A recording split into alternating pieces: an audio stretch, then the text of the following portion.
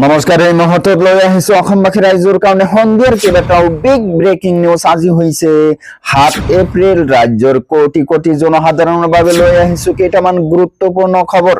১,০০০ কোটি টকীয়া কেলেংকাৰীত অভিযুক্ত হৈ বিপদত মুখ্যমন্ত্ৰী। সন্দেহজনক লোকৰ তালিকা চৰকাৰৰ হাতত। অসমৰ ক'ত ক'ত দখল হৈ আছে মাটি, অসমৰ কোন কোন ঠাইত বেদখল হৈ আছে মাটি তালিকা দিলে প্ৰধানমন্ত্ৰী নৰেন্দ্ৰ মোদীয়ে। অসমত তৃতীয়বাৰৰ বাবে বিজেপি চৰকাৰ, আহি গ'ল অপিনিয়ন পোল।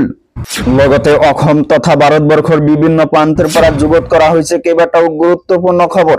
এনেবোৰ খবৰ নেতো পাই থাকিবলৈ চেনেলটো সাবস্ক্ৰাইব কৰি ভিডিঅ'টোত এটা লাইক কৰিবলৈ নাপাহৰিব। হয় বন্ধু বান্ধৱীসকল, আজি আমাৰ প্ৰথমটো খবৰ খুবই গুৰুত্বপূৰ্ণ খবৰ। লগতে অসমবাসী ৰাইজৰ কাৰণে এটা ডাঙৰ খবৰ। নিৰ্বাচনৰ ৪৮ ঘণ্টাৰ পূৰ্বে প্ৰকাশ পালে অপিনিয়ন পোল। অসমত তৃতীয়বাৰৰ বাবে আকৌ বিজেপি চৰকাৰ। দেশৰ কেইবাটাও সংবাদ প্ৰতিষ্ঠানে প্ৰকাশ কৰিলে অপিনিয়ন পোল। চাণক্য ষ্ট্ৰেটেজিৰ মতে বিজেপি মিত্ৰজোঁটে পাব ৮৩ পৰা ৯০খন আসন, কংগ্ৰেছ মিত্ৰজোঁটে পাব ৩০ পৰা ৩৬খন আসন, অন্যান্যৰ বাবে ৩খনৰ পৰা ৬খন আসন দিয়া হৈছে।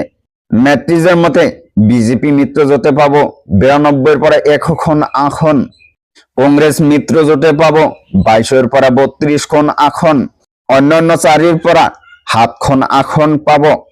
নিৰ্বাচনৰ ৪৮ ঘণ্টাৰ পূৰ্বে প্ৰকাশ পালে অপিনিয়ন পোল। দেশৰ কেইবাটাও সংবাদ প্ৰতিষ্ঠানে প্ৰকাশ কৰিছে অপিনিয়ন পোল। তাৰপিছত জনাই আছো আমাৰ দ্বিতীয়টো খবৰ, খুবই গুৰুত্বপূৰ্ণ খবৰ। লগতে অসমবাসী ৰাইজৰ কাৰণে এটা ডাঙৰ খবৰ। সন্দেহজনক লোকৰ তালিকা আছে চৰকাৰৰ হাতত। অসমৰ ক'ত ক'ত মাটি দখল হৈ আছে তালিকা দিলে প্ৰধানমন্ত্ৰীয়ে। পুনৰ অসমৰ ভূমিৰ পৰা বাংলাদেশীক দিলে সকিয়ানি। অসমত অধিগ্ৰহণ কৰা সকলো ভূমি ত্যাগ কৰিব লাগিব, চৰকাৰ গঠন কৰি চলিব উচ্ছেদ, এনেধৰণৰ মন্তব্য কৰিলে প্ৰধানমন্ত্ৰীগৰাকীয়ে। নিৰ্বাচনৰ প্ৰচাৰ সভাত পুনৰ অবৈধ নাগৰিকক লৈ সৰব।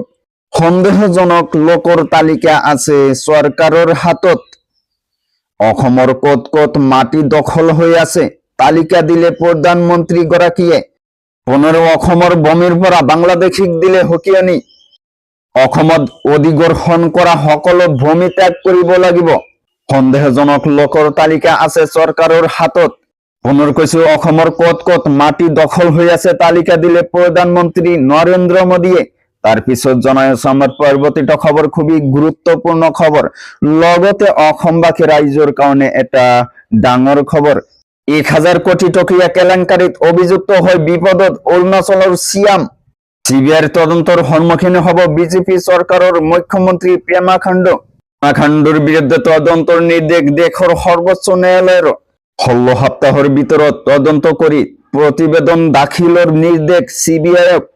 ১,২৭০ কোটি টকাৰ কেলেংকাৰীৰ স্বজন তোষণৰ অভিযোগ। ১,০০০ কোটি টকীয়া কেলেংকাৰীত অভিযুক্ত হৈ বিপদত অৰুণাচলৰ চিএম। চিবিআইৰ তদন্তৰ সন্মুখীন হ'ব বিজেপি চৰকাৰৰ মুখ্যমন্ত্ৰী পেমা খাণ্ডু।